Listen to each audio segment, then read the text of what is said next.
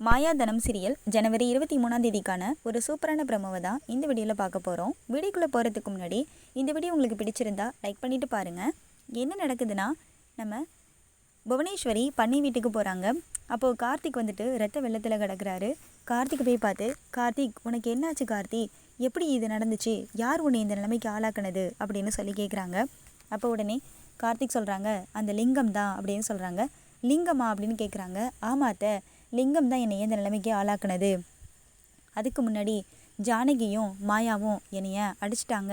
அப்போது நான் வந்துட்டு மயக்கத்தில் கிடந்தேன். அந்த இடத்துக்கு லிங்கம் வந்தார்.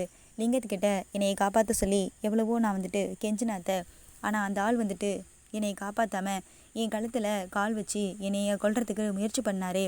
அப்போது என்னை இவர் கொல்ல தான் முயற்சி பண்ணுறாருன்னு தெரிஞ்சதுனால தான் நான் வந்துட்டு அந்த நேரத்தில் உயிர் போன மாதிரி அந்த இடத்துல நடிச்சிட்டு இருந்தேன்.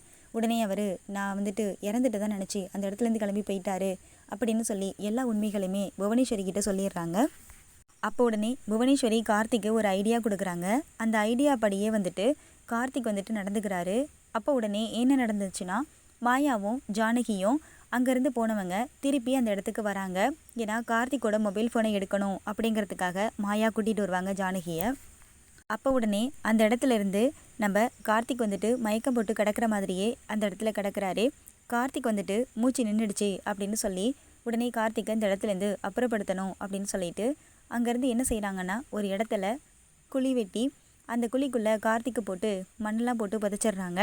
புதைச்சிட்டு அந்த இடத்துலேருந்து கிளம்பி போயிடுறாங்க ஜானகியும் மாயாவும். புவனேஸ்வரி என்ன செய்கிறாங்கன்னா, ஒரு இடத்துல மறைஞ்சிருந்து இது எல்லா விஷயங்களையுமே பார்த்துக்கிட்டு இருக்காங்க.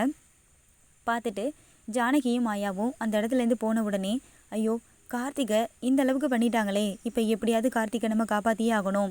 மண்ணுக்குள்ளே இருக்கிற ஒரு நிமிஷமும் கார்த்திகோட மூச்சு கொஞ்சம் கொஞ்சமாக போயிட்டுருக்கு அப்படின்னு சொல்லிட்டு உடனே என்ன செய்கிறாங்கன்னா, அந்த இடத்துல போயிட்டு அங்கே இருக்க பொருட்களை வச்சு புவனேஸ்வரி அங்கே இருக்க மண்கள் எல்லாத்தையும் வெட்டி எடுக்கிறாங்க.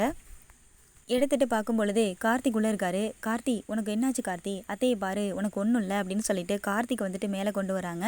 கொண்டு வந்ததுக்கு பிறகு, அத்தை இந்த இடத்துல என்னையை வந்துட்டு அவங்க விதைச்சிட்டு தான் நினச்சி வீட்டுக்கு போயிட்டாங்க. ஆனால் நம்ம அப்படியே இருக்கக்கூடாது.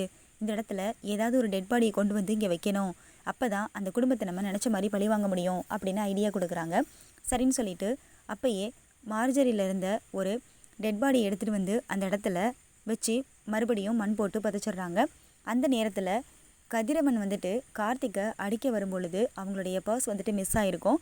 அந்த பர்ஸையும் எடுத்துகிட்டு வந்து அந்த குழிக்குள்ளேயே போட்டு சேர்த்து புதைச்சிட்றாங்க. இதெல்லாம் ஏன் பண்ணுறாங்க அப்படின்னா, ரகுராம் குடும்பத்தை பழி வாங்கியே ஆகணும். ரகுராமை வந்துட்டு அவமானப்படுத்தணும், அவர் வந்துட்டு நல்லா இருக்கக்கூடாது அப்படிங்கிற ஒரு கெட்ட எண்ணத்தினால செய்கிறாங்க.